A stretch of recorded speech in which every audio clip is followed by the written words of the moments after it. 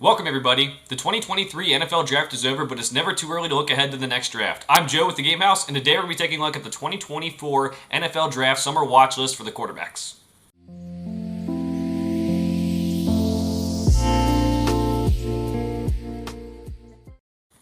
All right, as mentioned, the quarterbacks are up in our 2024 NFL Draft Watch List series here. Just guys to keep an eye on this college football season as we go through, see if they can live up to the expectations, maybe some guys who have caught my eye before. These aren't ranked in order. I think it's a little bit too soon to be ranking quarterbacks like that. We do know some of the guys who will be at the top, like Drake May, who you can see already on the story there, and Caleb Williams, but a little bit too early. So these are just guys in alphabetical orders, and then there's some guys at the end who I think were worth checking out as well. But let's get it started here. We're going to start with Quinn Ewers, the quarterback for Texas. He started his career at Ohio State, graduated early, went to Ohio State, sat behind C.J. Stroud. C.J. Stroud gets the job. They don't play him. He transfers to Texas. And in 2022, he did have an injury against an Alabama game that we know about, but he still, passed for 2,177 yards, 15 touchdowns, and 6 interceptions for the Longhorns. This is a guy who is very naturally talented. We just need to see him be healthy this year and get a lot more reps. He does have Arch Manning sitting behind him at Texas, but for all intents and purposes, this is Quinn Ewers' job for this season. And if everything goes right, he'll go to the draft, and then Arch Manning will take over if Arch Manning can kind of learn behind him this year. So he's got solid size, great arm talent, can get the zip on the passes, he can throw it deep. And honestly, Texas looked pretty good against Alabama when he was in, and it sucks that he got hurt and they kind of took a blow there, and maybe some questionable calls at the end as well. But I think he can continue to work on his accuracy and trying to give his receivers room to run after the catch. I would love to see that out of him this year. But definitely a player to keep your eye on. Steve Sarkisian got his quarterback last year in Ewers. Let's see if he can make him take a step forward this year.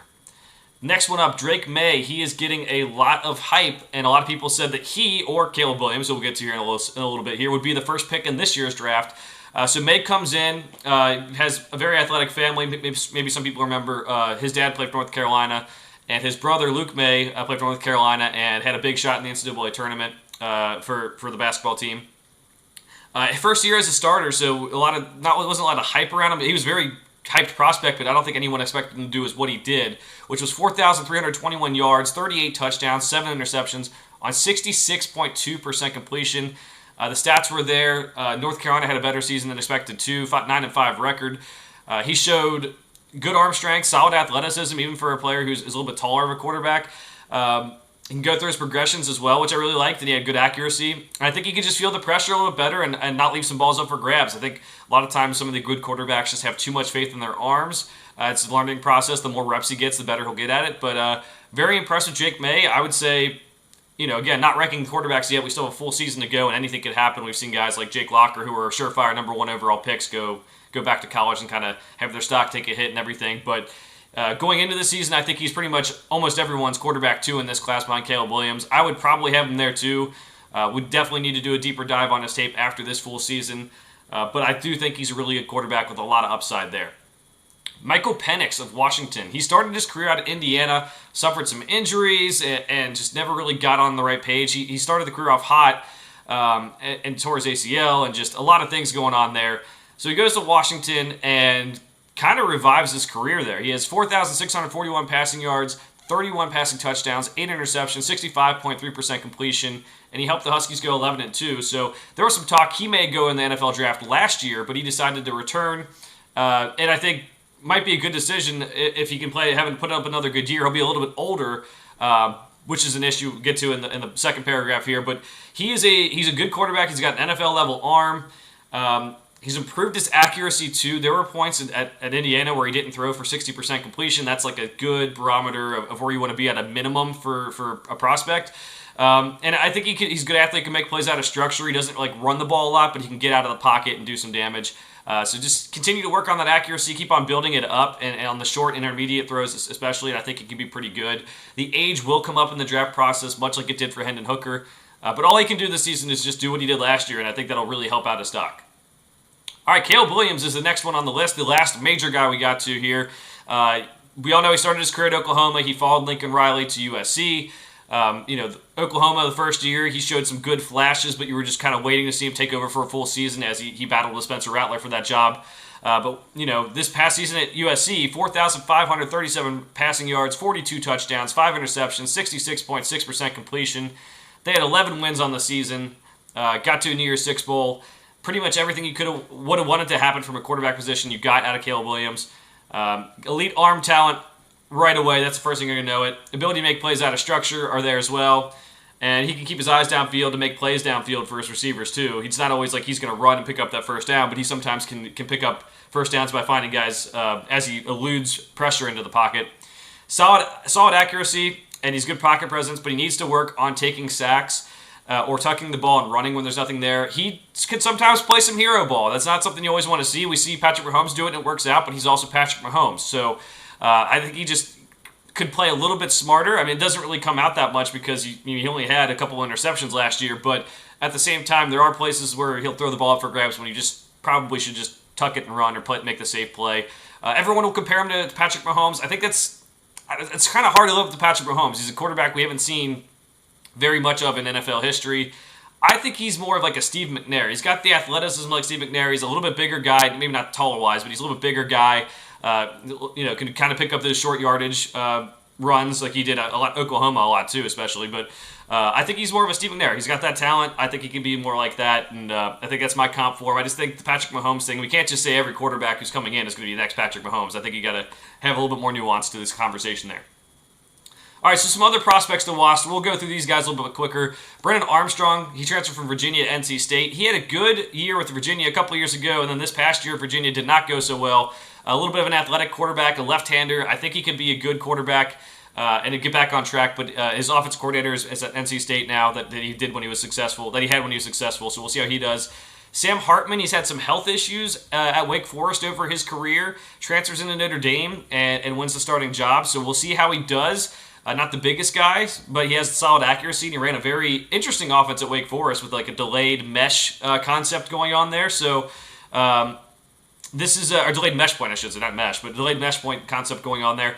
But I think this is going to be a big opportunity for him. Notre Dame needed a quarterback that was going to be ready to play, and he is that guy.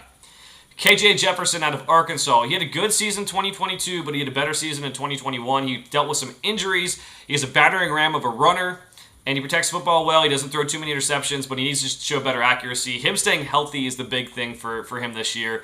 Arkansas maybe underperformed expectations last year. I think their over-under last season was 7.5 wins, and they didn't get there during the regular season. They got to the bowl game and won a very entertaining bowl game, but staying healthy is the name of the game for him.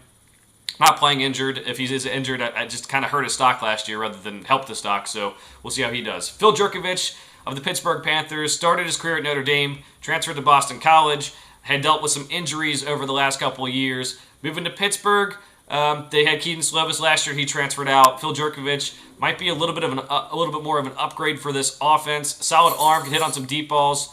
Doesn't really play out of structure that well. That might be an issue for some teams. Devin Leary, NC State is where he started. Transferred to Kentucky. Good 2021 season, but he struggled in 2022 and was injured. You got the offensive coordinator, Liam Cohen, coming back from the NFL this year, who did really good work with Will Levis 2 years ago. This past year, offense didn't really look that good with Will Levis at quarterback. But Leary, I think, good accuracy, and I think he makes good decisions. I think in this offense he can do some damage, maybe boost that stock up a little bit. Grayson McCall, he's kind of like flirted with the transfer portal. He's kind of flirted with going to the NFL, but ultimately came back to Coastal Carolina. He runs like a hybrid spread option attack, which I think could make him like an intriguing prospect for a lot of teams. They can spread the ball out. He can run the ball a little bit.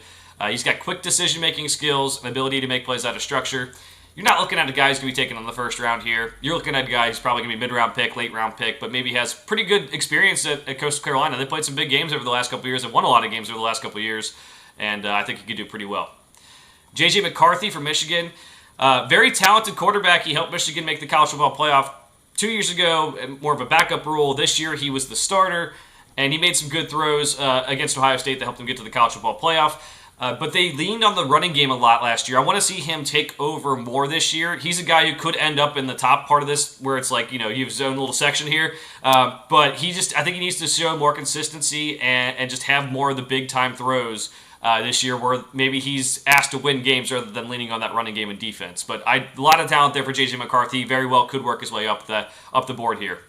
Bo Nix from the Oregon Ducks. Okay, so Started his career at Auburn. We heard about him a lot, and didn't really work out there. There's good Bo Nix. There's bad Bo Nix. He makes some good plays. He made some bad plays. Good arm strength. Good athlete.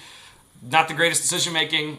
At Oregon, he kind of like Michael Penix. He transferred to the West Coast and did pretty well in his 1 year there. So we'll see if he's able to turn it around and have a good season this year, or continue to turn around and have a good season this year. Spencer Rattler. So after Oklahoma, it was looking like things were pretty bleak for him, right? So Caleb Williams takes his job. He needs to find a place to transfer. And he transfers to South Carolina. Started off the year really rough. And then at the end of the year, South Carolina, he plays better. And South Carolina starts winning these big games. And I think there's some talent still there you can see. He's got a strong arm and good accuracy when he's playing well. If you can just keep those decisions coming in and making good decisions going out, I think it's going to be a good year for him. So we'll see if he can kind of keep that going, as there's some talent there, just didn't see it a lot at the start of last year. And then Shedeur Sanders out of Colorado started his career at Jackson State, played really, really well, dominated the FCS level, did have premier talent around him in terms of FCS talent, and now he's going to Colorado, where he's going to be put to the test. They have a lot of new players in, a lot of players are out with Deion Sanders' dad as head coach. He's a good athlete. He's got good short-term accuracy, or short area accuracy, uses his eyes to manipulate defense, protects the ball, and I think he can make plays out of structure. He doesn't have elite arm strength, and he needs to make more full-field reads. But there's some potential there. I've seen people say, oh, he's like one of the best quarterbacks in this draft class. Like, he could play his way into that, but we just don't have that right now. I don't think people are talking about him because it doesn't have that elite arm strength, which teams love a lot. So I'm going to say he could have a very good season this year. It might be best suited for him to kind of plan on being at Colorado for, I think, 2 more years of eligibility. So that way he can really develop and help Colorado turn into what they're going to become and help make himself a better prospect as well. All right, but let me know what you think about some of these prospects in the comments below. We're going to be back with every position this summer of players to watch, what I've seen from them going forward for the 2023 college football season. For now, thanks for watching. We'll see you guys next time.